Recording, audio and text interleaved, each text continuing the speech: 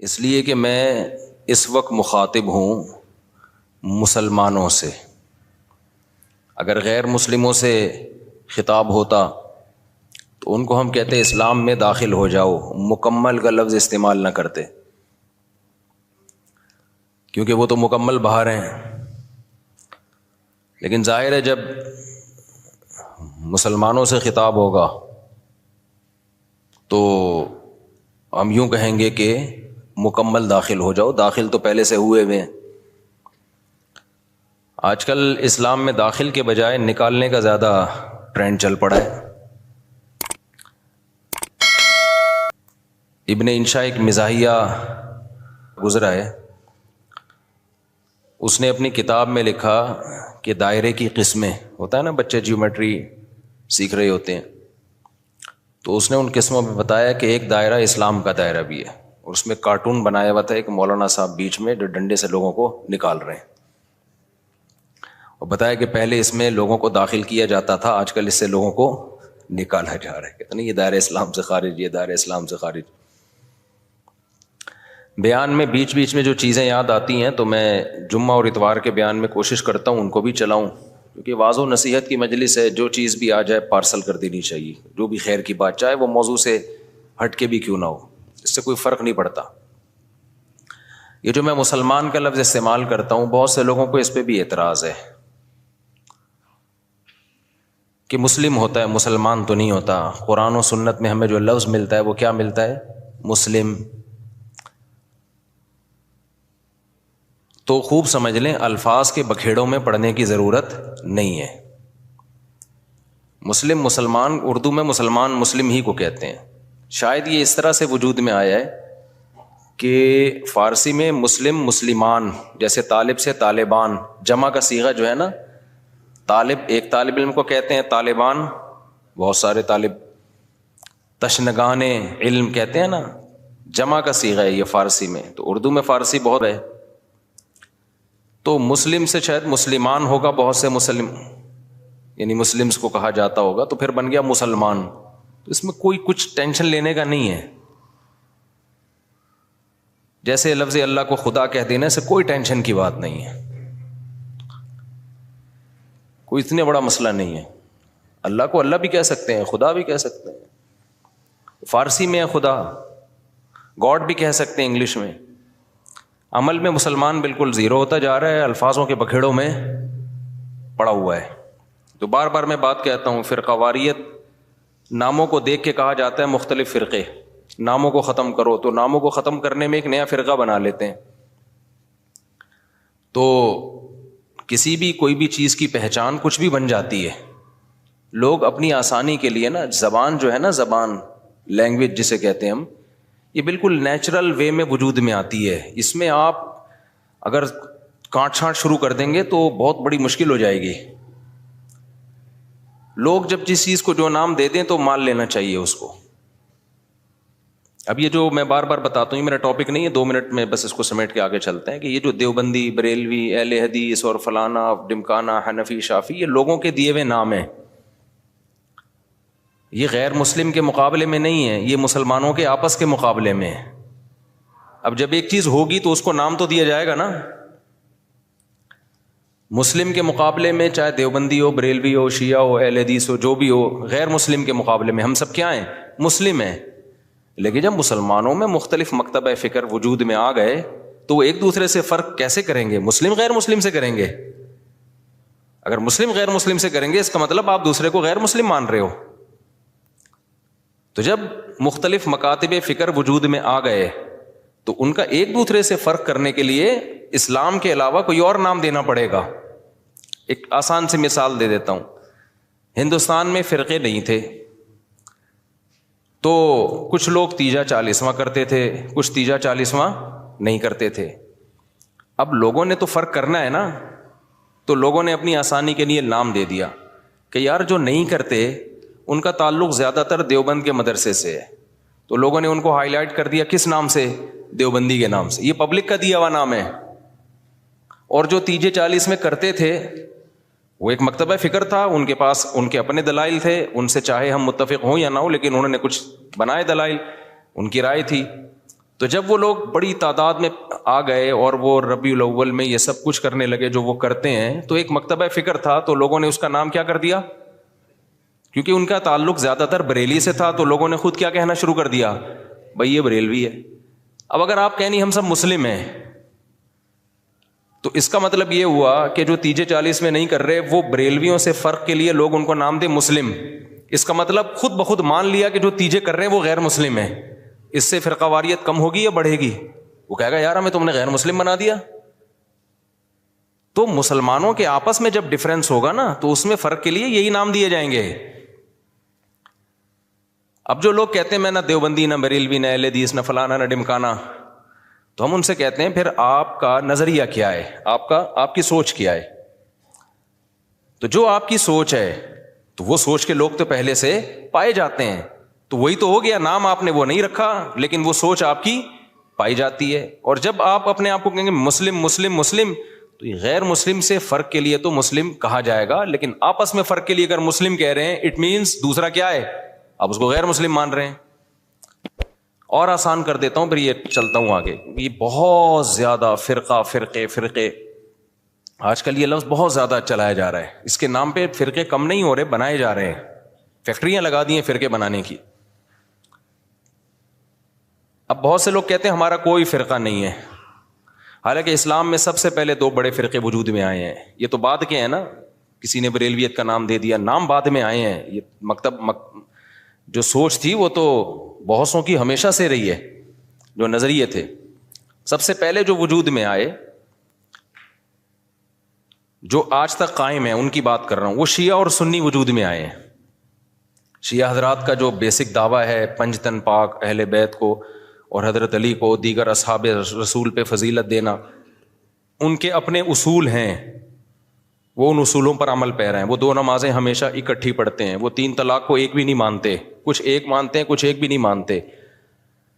حضرت عمر رضی اللہ تعالیٰ عنہ کے فیصلوں کو بالکل لفٹ نہیں کراتے، تبھی وہ متع کو بھی جائز سمجھتے ہیں۔ ان میں بڑے فرق تھے ان کے اندر اور سنیوں کے اندر۔ ان کا عقیدہ بھائی 11 امام ہے، 12 امام ہے، وہ امام کو بھی بہت زیادہ امام کو درجہ دیتے ہیں وہ۔ تو جو یہ عقیدوں کے حامل نہیں تھے، جن کا یہ عقیدہ تھا نہیں بھائی قرآن حدیث اور صحابہ، خلفائے راشدین کو بھی ویلیو دینی ہے، تمام صحابہ کو ماننا ہے، ہر نماز اپنے ٹائم پہ پڑھنی ہے۔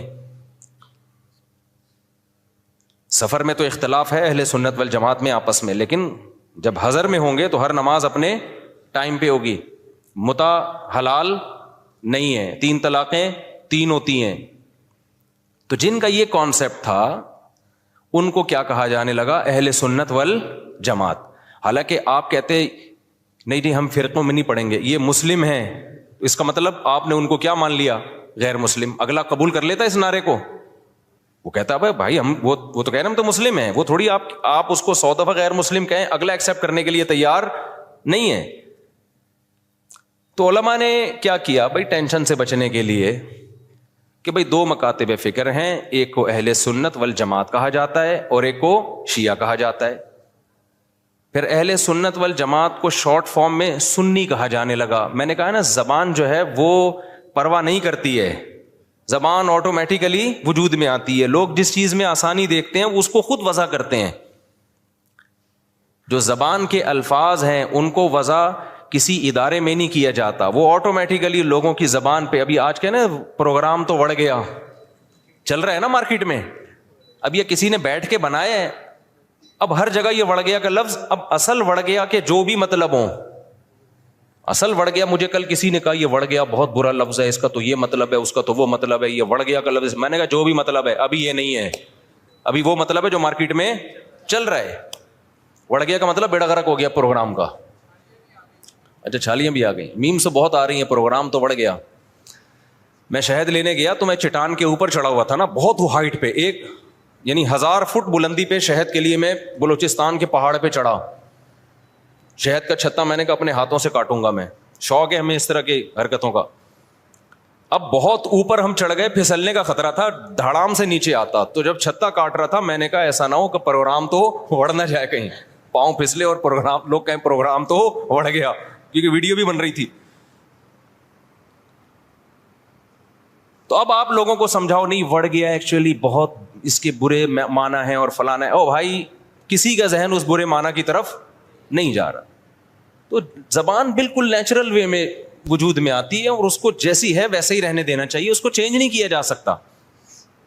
تو اب بالکل ایسا ہی ہے کہ جو اہل سنت والجماعت تھے, شارٹ میں لوگوں نے ان کو کیا کہنا شروع کر دیا, سنی. اب آپ یہ کہیں میرا کوئی فرقہ نہیں ہے, میں کسی فرقے کو نہیں مانتا, میں صرف مسلمان ہوں, تو لوگ آپ سے پوچھیں گے کہ بھائی آپ شیعہ ہو یا سنی ہو. وہ کہ میں شیعہ سنی کو نہیں مانتا, میں مسلم ہوں, میں کیا ہوں, خالص مسلم. تو اگلا پوچھے گا نا کہ آپ کے عقیدے کیا ہیں, آپ حضرت علی کو دیگر صحابہ پہ فضیلت دیتے ہو, آپ متع کو جائز سمجھتے ہو. وہ کہ نہیں. اسے کہا جائے آپ ہر وقت 2 نمازیں اکٹھے کرنے کے قائل ہو, ظہر ہمیشہ جیسے شیعہ لوگ پڑھتے ہیں. وہ کہے گا نہیں. تو اسی کو تو سنی کہا جاتا ہے جو یہ کام نہیں کرتے. آپ سب صحابہ کو مانتے ہو, ہاں جی مانتا ہوں, تو یہی تو سنی ہے, انہی کو تو سنی کہتے ہیں. کہ نہیں میں سنی نہیں, میں مسلم ہوں. تو بھائی جو عقیدے آپ کے ہیں ان شارٹ اس کو سنی کہا جاتا ہے. تو اس میں کیا تکلف ہے منہ سے پھوٹ دو کہ میں سنی ہوں, مان رہے ہو انہی عقیدوں کو. تو اسی کے تو لوگوں نے آسانی کے لیے ان شارٹ کیا کہنا شروع کر دیا, سنی کہنا شروع کر دیا. اب آپ اس لیے نہیں کہہ رہے اپنے آپ کو سنی کہ میں فرقے کی چھاپ نہیں لگانا چاہتا. بھائی چھاپ لگانا چاہو یا نہیں چاہو, پبلک جو ان عقیدوں کا حامل ہوتا ہے پبلک اس کو سنی ہی سمجھتی ہے. تو آپ بول دو میں سنی ہوں, کچھ نہیں ہوتا اس سے, کوئی قیامت نہیں آ جائے گی. ایسے موقع پہ بلا وجہ نہیں چیختے پھرو کہ میں سنی ہوں, میں فلانا ہوں, میں ڈمکانا ہوں, میں یوں ہوں. جب ضرورت پڑے تو کہا جا رہا ہے نا, بلا وجہ تھوڑی ہائی لائٹ کیا جا رہا ہے. اور آسان مثال, بر صغیر میں جب احمد رضا خان بریلوی آئے اور انہوں نے وہ بہت زیادہ اس کا پرچار کیا, خاص جو ان کے مخصوص عقائد تھے وہ صحیح تھے غلط تھے, اس پہ بحث میں تو میں جا ہی نہیں رہا. اس کے بعد ایک خاص مکتبہ فکر وجود میں آیا کہ بھائی ربیع الاول کو عید کا دن کہنا ہے اور تیجا کرنا ہے, 40واں کرنا ہے, جو بھی کر رہے ہیں وہ ایکٹیویٹیز. اب کیا ہوا کہ جب یہ ایکٹیویٹیز بڑھی ہیں تو لوگوں نے کہا یہ والے جو لوگ ہیں نا, کچھ لوگ یہ چیزوں کو مانتے ہیں اور کچھ لوگ ان چیزوں کو بولو نہیں مانتے. تو لوگوں نے جو نہیں مانتے تھے ان کو دیوبندی کہنا شروع کر دیا, جیسے ہم لوگ نہیں مانتے, ہمارے اکابر بھی نہیں مانتے تھے. تو لوگوں نے کہا کہ یار یہ جو مکتبہ فکر ہے نا, ان کا تعلق زیادہ تانے بانے ان کے دیوبند مدرسے سے جا کے ملتے ہیں.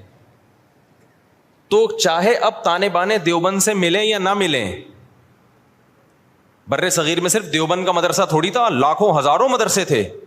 چاہے جس مدرسے سے بھی فارغ ہو, چاہے وہ دیوبند کا نہ بھی ہو, پبلک نے اس کو کیا کہنا ہے, دیوبندی. کیونکہ پبلک آسانی دیکھ رہی ہے نا, آسانی دیکھ رہی ہے, اس کی ڈیپ میں نہیں جاتی, زبان میں نہیں اتنی ڈیپ میں جایا جاتا. لوگ کہتے ہیں یار ان شارٹ بتاؤ کیا ہو تم. اور جو لوگ یہ کام کر رہے تھے ان کو پبلک نے کیا کہنا شروع کر دیا, بھائی بریلوی کہنا شروع کر دیا. اب آپ کے ہاں کوئی بندہ رشتہ لے کر آیا اپنی بیٹی, آپ کی بیٹی کے لیے, بیٹھا ہوا ہے سامنے, چائے رکھ دیا آپ نے, ڈبو کے بھی نہیں کھا رہا, اس کو پتا ہے رشتہ ٹوٹنے کا خطرہ ہوتا ہے, ایٹیٹیوڈ کے خلاف ہے یہ ڈبو کے کھانا نا, تمیز سے بیٹھا ہوا ہے. آپ لوگ کیا تھے کہ آپ تیجا بھی کرتے ہیں, 40واں بھی کرتے ہیں, عرس بھی مناتے ہیں, قوالیوں میں بھی جاتے ہیں. آپ کا ایک یہ سوچ ہے, آپ کو رشتہ اسی قسم کا چاہیے. میں سمجھا پا رہا ہوں, ادھر توجہ میری طرف. آپ کو رشتہ چاہیے اسی مزاج کا. تو آپ لڑکے سے ان شارٹ کیا پوچھو گے کہ آپ مسلم ہو یا غیر مسلم, یہ پوچھو گے. اگر آپ نے پوچھ لیا کہ بیٹا آپ ہمارا کوئی فرقہ ورقہ نہیں ہے, ہم دیکھنا چاہتے ہیں آپ کی سوچ کیا ہے, ہم صرف مسلم ہیں, تو بیٹا آپ مسلم ہو یا غیر مسلم. وہ کیا کہے گا, میں کوئی ہندو عیسائی چمار لگ رہا ہوں آپ کو, وہ شرم نہیں آتی آپ کس طرح کے سوال پوچھ رہے ہیں مجھ سے. بولو نا کیا ہو گیا, یہی کہے گا نا وہ جواب میں کہیں دیکھو بیٹا ہم فرقوں کو تو مانتے نہیں, ہم تو یہ مانتے نہیں دیوبندی, بریلوی, اہل حدیث اور شیعہ سنی. بیٹا یہ سب چیزیں یہ تو منجن ہے, منجن. یہ کیا ہے, یہ فرقوں کے منجن ہیں. بیٹا ہم سمپل مسلمان ہیں, آپ بتاؤ کیا ہو, آپ مسلمان ہو یا نہیں. اگلا کہے گا انکل ختنے دکھا دوں کیا میں آپ کو, میں مسلمان ہوں تو مسلمان گھرانے میں آیا ہوں نا. کس طرح کی باتیں کر رہے ہیں آپ بھی مسلمان ہیں, ہم بھی مسلمان ہیں. تو اب آپ یہ بتائیں کہ مسلمانوں میں آپ کا مکتبہ فکر کیا ہے, کس سوچ کے حامل ہیں آپ کی سوچ کیا ہے, آپ کے اصول اور ضابطے کیا ہیں؟ آپ تیجے 40 میں کرتے ہیں؟ کہے گا ہاں بیٹا. آپ عرس پہ جاتے ہیں؟ ہاں بیٹا. آپ نبی کو حاضر ناظر سمجھتے ہیں؟ ہاں بیٹا. اچھا تو آپ بول دیں نا منہ سے ان شارٹ کے ہم بریلوی ہیں, گھنٹہ میرا پی گئے آپ بیٹھ کے. اور لڑکی والے بھی لڑکے سے یہ پوچھیں گے کہ بیٹا ان شارٹ آپ بتاؤ. اچھا لڑکا الٹے سوال پوچھ رہے ہیں, آپ مسلم ہیں؟ میں صرف مسلم ہوں, آپ بتائیں مسلم ہیں. وہ دیں گے رشتہ؟ بولے پتہ نہیں کس قسم کا آدمی, ہم کہتے ہندو لگ رہے ہیں ہم تجھے شکل سے کیا. تو وہ بھی ان شارٹ پوچھیں گے بیٹا آپ دو بڑے مکتب فکر بر صغیر میں چل رہے ہیں, کچھ تیجے 40 کو مانتے ہیں, کچھ تیجے 40 کو نہیں مانتے. تو جو نہیں مانتے ان کو دیوبندی کہا جاتا ہے. لوگوں نے اپنی آسانی کے لیے نام دیا اور سوسائٹی نے اس کو ایکسیپٹ کر لیا اس نام کو, اور جو کرتے ہیں ان کو بریلوی کہا جاتا ہے. تو ان شارٹ آپ بتا دو کہ آپ دیوبندی ہو یا بریلوی ہو. وہ اگر کہتے میں بریلوی, چل بھائی ٹھیک, رشتہ ڈن ڈنا ڈن.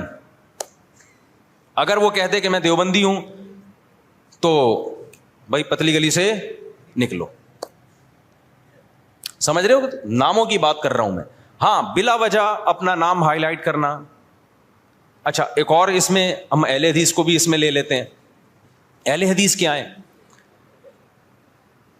جب شیعہ سنی دو فرقے بڑے وجود میں آئے, جن کا ابھی تک فرقے تو بہت سارے بنے تھے, بہت سارے تو ختم ہی ہو گئے, کیونکہ جو باطل چیزیں زیادہ پنپتی نہیں ہے, اور پنپتی بھی ہے تو ایک جگہ قائم نہیں رہتی. آپ اگر 1200 سال پہلے کے شیعہ کو دیکھ لیں تو الگ تھے, 200 سال بعد والے الگ, آج الگ. تو وہ بہت یعنی ایک جگہ نہیں. آپ اہل سنت والجماعت کو دیکھیں گے نا تو جو 1200-1300 سال پہلے تھے آج بھی اسی ٹریک پر ہیں وہ.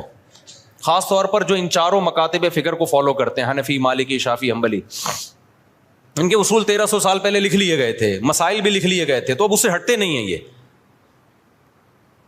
آپ کو حنفی 800 سال پہلے کا بھی وہی نظر آئے گا جو آج تھا, شافعی 800 سال پہلے کا بھی ویسے ہی نظر آئے گا جیسا آج تھا. اگر تبدیلی ہوئی ہے تو بدعت کے حوالے سے ہوئی ہے, کسی میں بدعتیں آ گئیں, کسی میں بدعتیں کوئی ایکسٹریم لیول پہ ادھر چلا گیا, کوئی مسائل کے معاملے کی بات کر رہا ہوں. جو اسلامک لا ہے, لا نہیں چینج ہوا کیونکہ وہ ریٹن فارم میں آ چکا تھا پہلے.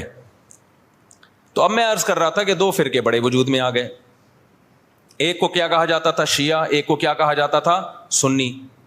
تو سنیوں کا جو اصول اور ضابطہ تھا وہ یہ تھا کہ قرآن سے مسئلہ دیکھا جائے, پھر نبی صلی اللہ علیہ وسلم کی صحیح احادیث سے, اس کے بعد صحابہ. تو انہوں نے اس اصول کو سامنے رکھ کے ریسرچ کی, اور باقاعدہ جیسے حدیث کو ریٹن فارم میں محدثین لے کر آئے کہ بھئی اب سینہ بسینہ کب تک چلے گی, اس کو ریٹن فارم میں لے کر آؤ, کتابیں لکھو, ضائع ہو سکتا ہے علم. تو اسی طرح جو مسائل تھے, یہ جائز ہے, یہ ناجائز ہے, یہ مکروہ ہے, یہ حرام ہے, یہ مکروہ تنزیہ ہے, فلاں کام کرنے سے سدا صاحب واجب ہوتا ہے, فلاں غلطی کرو تو سدا صاحب نہیں پوری نماز ہی لوٹانی پڑے گی, ہزاروں مسائل تھے نا. تو ائمہ کرام نے اجتہاد کیا اور مسائل کو ریٹن فارم میں لانا شروع کیا. تو جو اہل سنت والجماعت تھے وہ ان کے 4 مکاتب فکر وجود میں آئے.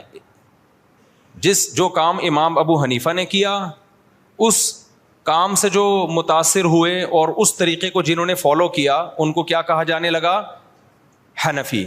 اور جنہوں نے امام شافعی کو فالو کیا ان کو کیا کہا جانے لگا؟ بولتے کیوں نہیں؟ شافعی. اب آپ بتاؤ جو امام شافعی کو فالو کرتے ان کو اگر ہم مسلم کہتے کہ نہیں حنفی شافعی کچھ نہیں ہوتا, یہ مسلم ہے, اس کا مطلب شافعی اگر مسلم ہے تو حنفی بھی غیر مسلم ہے؟ نہیں آئی میرا خیال ہے بات سمجھ. تو یہ نام صحیح ہوتا؟ جنہوں نے امام مالک کو فالو کیا ان کو کیا کہا جانے لگا؟ مالکی. جنہوں نے امام احمد کو فالو کیا انہوں کے کیا کہا جانے لگا؟ حنبلی, جیسے کہ سعودی عرب میں. تو اللہ کا کرنا ایسا ہوا کہ یہ 4 اماموں کا فقہی دنیا میں چلا ہے صدیوں. بہت سارے مسائل میں ان میں اتفاق تھا. کچھ مسائل ایسے تھے کہ 2 امام ایک طرف, 2 دوسری طرف, کچھ میں 3 ایک طرف, ایک طرف. تو جو اختلافی تھے وہ اب اختلافی رہ گئے ہمیشہ کے لیے, جو اتفاقی تھے وہ کیا بن گئے؟ اتفاقی بن گئے. اب جو اختلافی تھے تو علماء نے کہا کہ بھائی چونکہ اتنے بڑے بڑے ائمہ نے ریسرچ کا کام کیا ہے, یہ اختلاف اب حل نہیں ہو سکا. جیسے رفع الیدین کا مسئلہ اختلافی بن گیا, امام کے پیچھے آمین زور سے کہنی آہستہ کہنی ہے, یہ کیا بن گیا؟ اختلافی. ہاتھ یہاں باندھنے یہاں باندھنے, یہ ذہن میں رکھے سینے پہ ہاتھ باندھنا کسی مجتہد سے منقول نہیں ہے، بلکہ سعودی عرب کے ایک عالم کا بھی کلپ بھی آیا، انہوں نے کہا یہ مکروہ عمل ہے سینے پہ ہاتھ باندھنا، کیونکہ اس بارے میں صحیح حدیث موجود نہیں ہے. تو وہ اگر میں کہتا نا ہندوستان کے کسی عالم کا، تو پھر لوگ کہتے ہیں نہیں یہ تو مانتے ہی نہیں حدیثوں کو، حالانکہ غلط بات ہے، کیوں نہیں مانتے بھائی. لیکن سعودیہ کے، تبھی آپ نے ائمہ حرمین کو بھی دیکھا ہوگا سینے پہ ہاتھ نہیں باندھتے، وہ بھی نیچے ہاتھ باندھتے. تو چاروں اماموں میں کسی کے ناف کے اوپر ہے، کسی کے ناف کے تھوڑا سا اوپر، کسی کا ناف کے بالکل اوپر. ایسا چاروں میں سے کسی کی ریسرچ نہیں ہے کہ سینے پہ ہاتھ باندھے جائیں، یہاں یوں کر کے ہاتھ باندھے جائیں. خیر جو باندھتے ہیں ہمیں ان سے کوئی چڑ نہیں ہے، کوئی اتنا بڑا ایشو نہیں ہے یہ.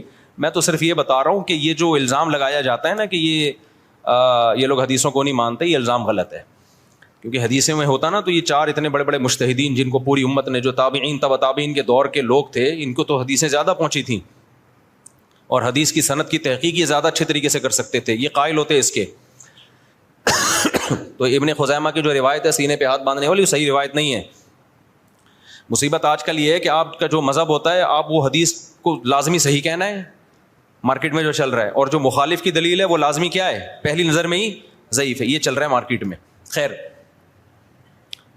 تو ان چاروں اماموں میں جب اختلاف کچھ باقی رہ گیا تو امت کے بڑے بڑے علماء نے فتویٰ دیا کہ بھائی اب یہ اختلاف ختم کرنا ممکن بولو نہیں ہے، کیونکہ صحابہ میں یہ اختلاف تھا.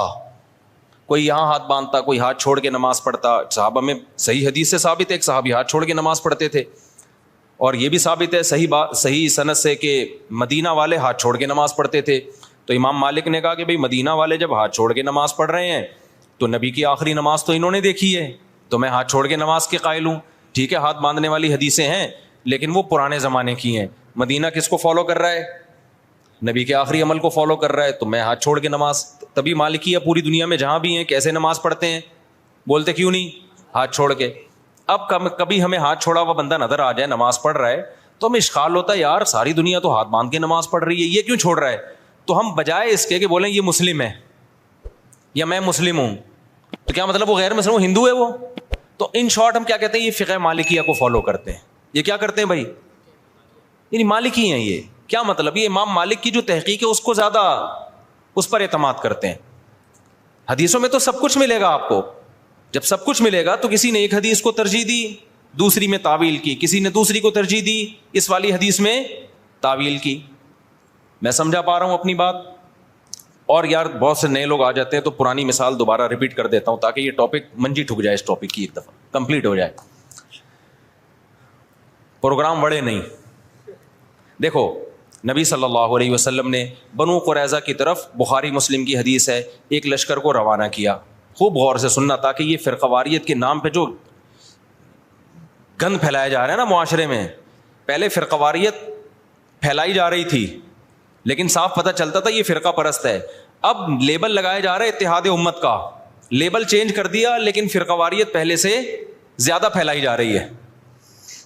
لیبل چینج ہو رہا ہے اب خالی، یعنی اس طریقے سے پھیلائی جا رہی ہے کہ سانپ بھی مر جائے اور لاٹھی بھی نہ ٹوٹے. تو دیکھو نبی صلی اللہ علیہ وسلم نے بنو قریظہ کی طرف لشکر روانہ کیا. صحابہ کرام کا توجہ ہے نا آپ کی میری طرف. جب لشکر روانہ کیا تو آپ صلی اللہ علیہ وسلم نے صحابہ سے فرمایا کہ تم میں سے کوئی عصر کی نماز اس وقت تک نہ پڑھے جب تک بنو قریظہ نہ پہنچ جائے. اب صحابہ کے پاس اس سے زیادہ صحیح حدیث کوئی ہو سکتی تھی؟ اس کی تو کوئی سند بھی نہیں ہے، ڈائریکٹ سن رہے ہیں نبی کے زبان اقدس سے. جتنے بھی صحابہ تھے نبی نے سب کو کہا عصر کی نماز جب تک بنو قریظہ نہ پہنچ جاؤ تمہیں پڑھنے کی اجازت. جملہ کمپلیٹ کریں نہیں ہے. اللہ کی قدرت کے جب راستے میں وہ گئے ہیں تو نماز قضا ہونے لگی، دیر ہو گئی ان کو مقام تک پہنچنے میں. اب صحابہ پریشان ہو گئے، بھائی اب پڑھیں گے نہیں پڑھے؟ بعض حضرات نے کہا بھائی نبی کا آرڈر ہے نہیں پڑھنی، قضا کریں گے نماز، کیونکہ ہم تو نبی کے حکم کے محتاج ہیں. ہم پڑھتے کیوں تھے؟ نبی نے حکم دیا تھا نا، تو جب نبی نے چھوڑنے کا حکم دیا ہے تو چھوڑیں گے ہم. دوسرے صحابہ نے کہا کہ نہیں بھائی، نبی کا مطلب یہ تھوڑی تھا کہ قضا کر دو. آپ جب کسی کو بھیجتے ہیں کہ بھائی یہاں سے حیدرآباد جا رہے ہو، دیکھو بیٹا وہیں پہ نماز پڑھنا، راستے میں خطرہ ہے، کوئی بھی مسئلہ ہو سکتا ہے، تو مطلب یہ آپ کو یقین ہے کہ عصر تک پہنچ جائے گا. قضا کرنے کی تھوڑی اجازت ہے، کیونکہ قرآن میں آتا ہے حافظوا علی الصلوات والصلاۃ الوسطی، درمیانی نمازوں کی حفاظت کرو. درمیانی تو عصر کی نماز ہے، اس کی تو خاص تاکید ہے. تو نبی کا حکم تو یہ ہے لیکن نبی کا مقصد یہ بولو نہیں تھا. نبی عالم الغیب تھوڑی ہے, ان کو کیا پتا تھا کہ یہ قضا کر لیں گے, تو اس لیے ہم پڑھیں گے. اب دو جماعتیں بن گئیں, ایک نے کہا ہماری رائے ہے کہ ہم نے پڑھنی ہے, دوسرے نے کہا ہماری رائے ہے کہ ہم نے. دونوں کا مقصد کیا خواہش نفس تھا. اب اگر وہ دونوں پھٹا شروع کر دیتے وہاں پہ کہ تو حدیث کا منکر ہے, معاذ اللہ نقل کفر منجن بیچ رہے ہو تم لوگ, ہمارے پاس صحیح حدیث ہے, نبی نے کہا ہے کہ نہیں پڑھنی, بس ہم نہیں پڑھیں گے, اور جو نہیں پڑھے گا ہمارے ساتھ, جو پڑھے گا وہ دائرہ اسلام سے خارج ہے, وہ حدیث کا منکر ہے, وہ گمراہ ہے, وہ جہنمی فرقوں میں ہے. اس سے فرقہ واریت کم ہوتی یا بڑھتی؟ بولتے کیوں نہیں؟ لڑائی پیدا ہوتی, پھڈا پیدا ہوتا. جن کا خیال تھا نہیں پڑھنی, انہوں نے کہا بھائی ہمیں یہ سمجھ میں آ رہا ہے, اب نبی موجود تو ہے نہیں کہ ہم ان سے پوچھیں یا رسول اللہ آپ کا مطلب کیا تھا. رابطہ بھی نہیں ہے, کوئی فون بھی نہیں تھا اس زمانے میں.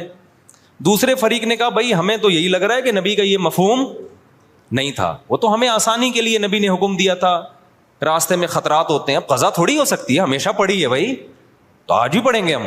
انہوں نے پڑھ لی. اب انہوں نے نہیں پڑھنے والوں کو یہ نہیں کہا کہ تم تو مطلب ہی نہیں سمجھتے حدیثوں کا, تمہارے مطلب کھوپڑی میں سینس. آج کل فروئی مسائل میں اسی طرح چیلنج کیا جاتا ہے نا, جب فروئی مسائل میں اختلاف کو ذکر کیا جاتا ہے تو مذہبی اسکالر کا ایٹیٹیوڈ یہی ہوتا ہے, بدتمیزی والا. تو صحابہ میں سے جن کا خیال تھا پڑھنی چاہیے پڑھ لی, جن کا خیال تھا نہیں پڑھنی چاہیے نہیں پڑھی. دو مکتب فکر وجود میں آ گئے کہ نہیں آ گئے اس لحاظ سے وقتی طور پہ. اچھا, دونوں نے ایک دوسرے کے پیچھے نمازیں بھی نہیں پڑھی, یہ بھی ذہن میں رکھیں. جب وہ پڑھ رہے تھے تو انہوں نے ان کی اقتدا نہیں کی ہے, ان کا خیال تھا یہ غلطی پر ہے. جب ایک جماعت نماز پڑھ رہی تھی تو دوسرے نے یہ ان کے پیچھے نماز نہیں پڑھی, کیونکہ ان کا خیال یہ تھا بھائی نبی کا مقصد, نبی نے حکم دیا نہیں پڑھنی ہے تو ہم کیسے پڑھ لیں. تو وہاں کسی نے فتویٰ نہیں لگایا کہ یہ دونوں ایک دوسرے کے پیچھے نمازیں ہی نہیں پڑھتے, یہ تو ویسے ہی کیا ہیں, گمراہ ہیں. بھائی کیسے پڑھے, ان کی رائے یہ کہ یہ ٹھیک نہیں کر رہے, اس لیے نہیں پڑھی انہوں نے نماز. تو میری اگر رائے یہ ہے کہ یہ والا مکتبہ فکر سنت کے مطابق نماز نہیں پڑھتا, یا ایسے نماز پڑھتا ہے کہ میری رائے کے مطابق وہ شرائط ہی نماز کی پوری نہیں ہوتی, تو میں نہیں پڑھوں گا. آپ مجھے کیوں گن پوائنٹ پہ مجبور کر رہے ہیں کہ پڑھو اس کے پیچھے آپ فرقہ واریت کو ختم کرنے کے لیے؟ اس سے فرقہ واریت تھوڑی ختم ہوگی. فرقہ واریت کیسے ختم ہوگی؟ جو صحابہ کا ایٹیٹیوڈ تھا, جس نے پڑھنی ہے پڑھ لے, نہیں پڑھنی ہے نہیں پڑھے. کسی نے گن رکھ کے دوسرے کو نہ پڑھوانے کی کوشش کی اور نہ چھڑوانے کی کوشش کی. میں سمجھا پا رہا ہوں, خدا کی قسم قدر کر لو ان باتوں کی, قدر کر لو, قدر کر لو ان باتوں کی.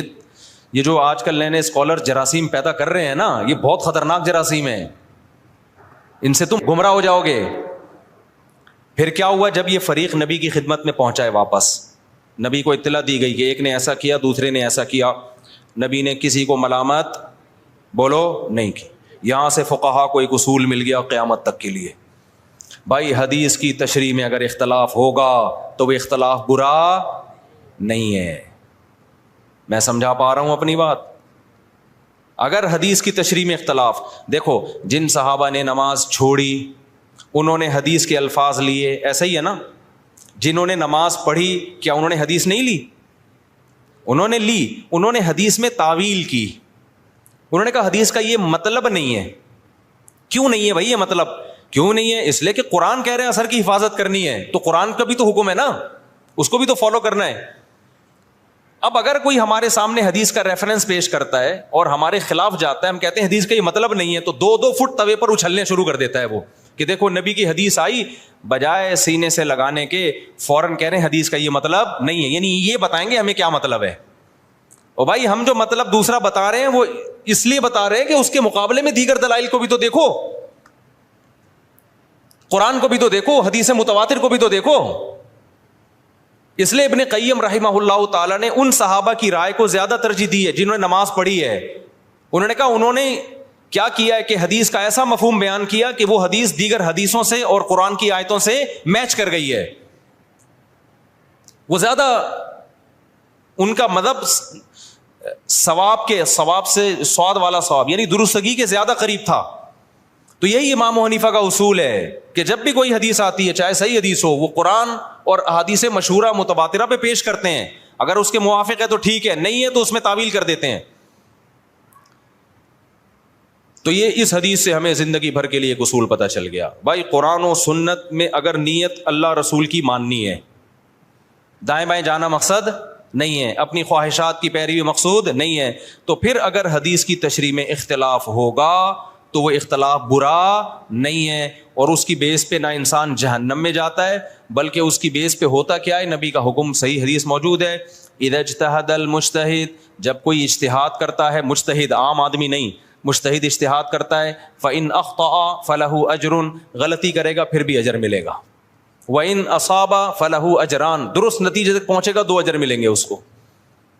ہم کہتے ہیں دونوں صحابہ میں سے ایک نے صحیح کیا دوسرے نے غلط کیا, لیکن جس نے غلط بھی کیا نیت ٹھیک تھی ان کی, ان کو یہی سمجھ میں آیا تو غلط کے باوجود ان کو اجر ملا, اور جنہوں نے صحیح کیا تو ان کو کتنے اجر ملے, بولو 2 اجر ملے. لیکن اتنی بات ثابت ہو گئی کہ نہ انہوں نے ان پہ طعنہ تشنیع طنز کیا, نہ انہوں نے ان پہ طنز کیا. اب ہوا یہ کہ چاروں اماموں نے جب اجتہاد کیا تو اس کے نتیجے میں بھی یہی ہوا ہے کہ بہت سے مسائل میں آپس میں کیا ہو گیا, اتفاق. مثال کے طور پر اس مسئلے میں اتفاق ہو گیا کہ حالت اقامت میں حضر میں 5 نمازیں اپنے ٹائم پہ پڑھی جائیں گی, 2 نمازیں اکٹھی نہیں کی جائیں گی. سفر میں 3 امام اس کے قائل ہوئے کہ 2 اکٹھی کی جائیں گی, امام صاحب نے کہا کی جائیں گی, مگر کس طریقے سے, قضا کر کے نہیں, بلکہ ظہر کو آپ عصر کے قریب لے کے جائیں گے, پھر پڑھیں گے, پھر عصر کو مقدم کریں گے. انہوں نے حدیثوں میں یہ مفہوم کیوں بیان کیا, وہی اصول تھا ان کا, بھائی پہلے کس پہ پیش کرو, قرآن پہ. تو قرآن تو ہر نماز سفر ہو یا حضر اپنے ٹائم پہ پڑھنے کا حکم دے رہا ہے آپ کو, تو انہوں نے کہا اس طریقے سے جمع کی جائیں گی. اب کیا ہوا, اسی طرح صدقہ فطر میں اختلاف ہوا. امام ابو حنیفہ نے کہا حدیث میں آتا ہے کہ آٹا دے دو کسی غریب کو, تو اگر کوئی پیسے دے دے تو بھی ٹھیک ہے, مقصد تو پورا ہو گیا. تینوں اماموں نے کہا نہیں بھائی مقصد نہیں, حدیث میں جب آٹا ہے تو ہم کیا دیں گے, آٹا ہی دیں گے. لہذا آپ نے سعودی عرب میں دیکھا ہوگا جب وہ عید کے دن فطرانہ دیتے ہیں تو آٹے کی تھیلیاں لے کر آتے ہیں عیدگاہ میں, دیکھا ہوگا نا جو لوگ سعودی عرب میں رہے ہیں. ہمارے یہاں ڈائریکٹ پیسے جمع کرا دیتے ہیں, ایسا ہی ہے کہ نہیں ہے. اب کیا ہوا, امام شافعی کی رائے ہوئی کہ بھئی ہاتھ یہاں باندھے جائیں, امام حنیفہ کی رائے ہوئی ہاتھ یہاں باندھے جائیں, امام مالک کی رائے ہوئی کہ ہاتھ چھوڑ دیے جائیں. تو یہ سب چیزیں حدیثوں میں ہمیں ملتی ہیں.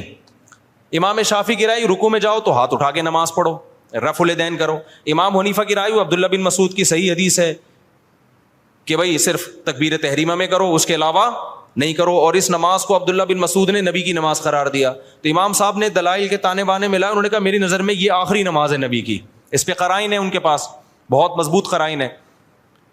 اب جب یہ مکاتب فکر بن گئے تو جس نے امام شافعی کو فالو کیا وہ رفع الیدین کر رہا ہے, جس نے امام حنیفہ کو فالو کیا وہ نہیں کر رہا. اب اس میں یہ کہنا کہ وہ حدیث کو مانتا ہے وہ حدیث کا منکر ہے, یہ ہے جہالت. اٹ از کالڈ, یہ اس کا مطلب ہے آپ کو ایک ادھر کے دلائل معلوم ہے ادھر کے معلوم نہیں ہے, یہ آپ کی کھوپڑی میں آ نہیں رہے, اپنی جہالت کو دوسروں پہ آپ تھوپ رہے ہیں. سمجھتے نہیں ہے نا بات. امام صاحب کا جو مذہب ہے رفع الیدین نہ کرنے میں بہت مضبوط مذہب ہے. امام ترمذی امام بخاری کے شاگرد لکھتے ہیں کہ زیادہ تر صحابہ رفع الیدین نہیں کرتے تھے. اس پہ میں کئی دفعہ پیش کر چکا ہوں حوالے, لیکن ابھی یہ ٹاپک نہیں ہے رفع الیدین, ایسا نہ ہو میرا پورا بیان وہ رفع الیدین کا کلپ نکال کے آگ لگا دیں اس میں. دونوں طرف دلائل ہیں. تو امت نے کیا کیا, انہوں نے کہا یہ کام اب ہو چکا ہے, فقہ مرتب ہو گیا, اب جو جس کو فالو کرے. زیادہ تر ہوا یہ کہ جو مکاتب فکر کے لوگ جس علاقے میں اسلام لے کر گئے تو غیر مسلم آٹومیٹیکلی اسی فقہ میں داخل ہو گئے. اب چونکہ ہندوستان میں جو اسلام آیا تو کوفہ اور بصرہ سے آیا ہے. کوفہ بصرہ میں عبداللہ بن مسعود اور علی کے شاگرد رضی اللہ عنہ کے زیادہ شاگرد تھے, وہ اسلامی خلافت کا ذریعہ تھا. تو وہاں سے اسلام دنیا بھر میں پھیلا, پورا ہندوستان. تو وہ نمازیں بھی وہی والی آ گئیں ساری, بغیر رفع الیدین والی. تراویحیں 20 رکعتیں آ گئیں, سمجھ رہے ہو. ازبکستان میں بھی وہی, ایران میں بھی, افغانستان میں بھی, بنگلہ دیش میں بھی. تو میجورٹی جو تھی وہ وداؤٹ رفع الیدین نماز پڑھنے لگی. اور چونکہ یہ امام حنیفہ کی رائے تھی تو اس مکتبہ فکر کو کیا کہا جانے لگا, بولو حنفی. اب اگر اس کو ہم مسلم کہتے, اس کا مطلب جو رفع الیدین کرنے والے ہیں وہ کیا ہیں, غیر مسلم. تو یہ کوئی عقل کی بات ہوتی؟ یہ میں اس لیے کہہ رہا ہوں, لوگ کہتے ہیں نا حنفی نہ شافی, ہم تو صرف مسلم ہیں. ابے تو پاگل ہے, تو پاگل ہے, تو منجن بیچ رہا ہے. بھائی ہم حنفی ہیں, شافعی اور مالکیہ کے مقابلے میں حنفی ہیں. غیر مسلم کے مقابلے میں کوئی حنفی شافی نہیں ہوتا, اس میں ہم کیا ہیں, اس میں تو مسلم ہیں سارے. تبھی ہم بلا وجہ اپنے آپ کو نہ دیوبندی کہتے ہیں نہ حنفی کہتے ہیں. کبھی دیکھا ہم نے بلا وجہ دیوبندی حنفی خام خواہ کی؟ جب بھی کوئی پوچھے بھائی ہم مسلمان ہیں ماشاء اللہ سب لوگ. جہاں ضرورت پڑتی ہے, جیسے رشتہ لینے کے لیے گئے تو اگلا پوچھے گا تو دیوبندی ہے بریلوی؟ آپ نے کہا میں مسلم ہوں, علمی کتابی ہوں, تو وہ کہے گا تو کیا ہے بھائی تو تیجا کرتا ہے کہ نہیں کرتا؟ وہ کہے میں نہیں کرتا, تو بولنا دیوبندی ہوں. پھوٹتا کیوں نہیں منہ سے؟ یا تو دیوبندی ہے یا اہل حدیث ہے, یہ دونوں نہیں کرتے. کیا خیال ہے بھائی؟ یا تو دیوبندی ہے یا کیا ہے, اہل حدیث ہے. کہ نہیں میں کچھ بھی نہیں ہوں. تو کیوں ٹائم ویسٹ کر رہا ہے بھائی تو؟ آپ اس سے پوچھ رہے ہیں لڑکی والوں سے آپ کیا ہیں, وہ کہیں میں ہم مسلم ہیں. او بھائی مسلمان کیا میں ہندو لگ رہا ہوں آپ کو شکل سے؟ آپ تیجا کرتے ہیں, ہاں جی کرتا ہوں. آپ ربیع الاول کو عید مناتے ہیں, ہاں جی. تو بولو منہ سے. ان شارٹ ایسے لوگوں کو کیا کہا جاتا ہے؟ بریلوی کہا جاتا ہے. فرقواریت تو جب پھیلتی کہ جب ہم بلا ضرورت ان ناموں کو استعمال کر رہے ہوتے خام خواہ میں. جہاں ضرورت نہیں ہے وہاں بھی اپنے نام کے ساتھ بلا وجہ کا حنفی لگایا ہوا ہے, بلا وجہ کا شافی لگایا ہوا ہے, بلا وجہ کا دیوبندی لگایا ہوا ہے, بلا وجہ کا اہل حدیث لگایا ہوا ہے. یہ تو بلا وجہ کا ہے. پھر ہم کہتے ہیں یار بلا جہاں ضرورت ہوگی وہاں یہ نام استعمال کیا جائے گا, جہاں ضرورت نہیں ہے تو وہاں یہ نام استعمال نہیں کیا جائے. اور جس کا کوئی نام ہی نہیں ہے, کہیں بھی منسوب نہیں ہے, اس کا مطلب وہ بالکل فارغ ہے. اس کا مطلب وہ, کیونکہ جتنے بھی مسلمانوں میں فرقے چلے آ رہے ہیں وہ یا تو یہی ناموں سے ہیں, اور حدیث میں آتا ہے جو اہل حق ہے وہ ہمیشہ رہیں گے. تو آپ جب نئی چیز مارکیٹ میں لا رہے ہو تو آپ کبھی بھی اہل حق میں شامل نہیں ہو سکتے. تو اس لیے جلدی اب ہو گیا تو اب کیا کروں, پھر اس کو جلدی سے نمٹاتا ہوں میں جلدی سے اس ٹاپک کو. تو یہ جو سنیوں کے 4 مکاتب فکر تھے نا, ان میں وہ اختلاف نہیں ہے جو شیعہ اور سنی کا اختلاف ہے, کیونکہ یہ سب قرآن کو مانتے ہیں, حدیث کو مانتے ہیں, ایک دوسرے کا احترام کرتے ہیں, سب بدعت کے خلاف ہیں. تھوڑے ان میں آگے جا کے اختلاف آتے ہیں.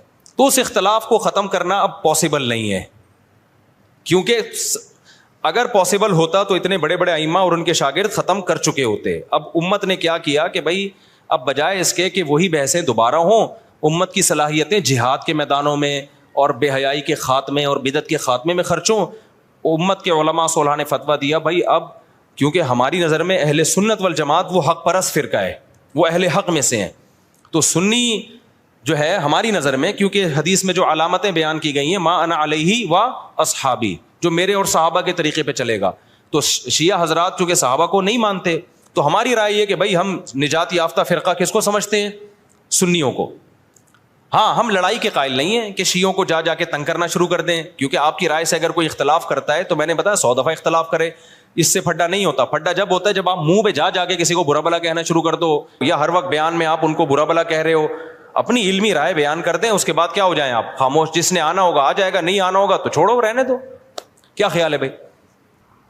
فرقواریت جب پیدا ہوگی جب آپ اس کو برا بلا کہیں گے, آپ کہیں بھائی ٹھیک ہے بھائی آپ کی رائے, آپ نہیں عمل کریں, آپ 2 نمازیں اکٹھی پڑھیں, آپ جو ٹھیک ہے جیسے ہمیشہ سے ہوتا رہے. کہیں بھی لڑائی کی کوشش ہوئی ہے تو علماء نے اس کو ختم کرنے کی کوشش کی ہے. لڑائی بھی ناجائز ہے, اور وہ طریقہ جس سے لڑائی پھیلے, ممبروں پہ نام لے کے مخالفت کرنا, ممبروں پہ نام لے کے برا بلا کہنا. آپ کہ میں تو لڑائی نہیں کر رہا, تو بھائی ذریعہ تو بن رہے ہو نا.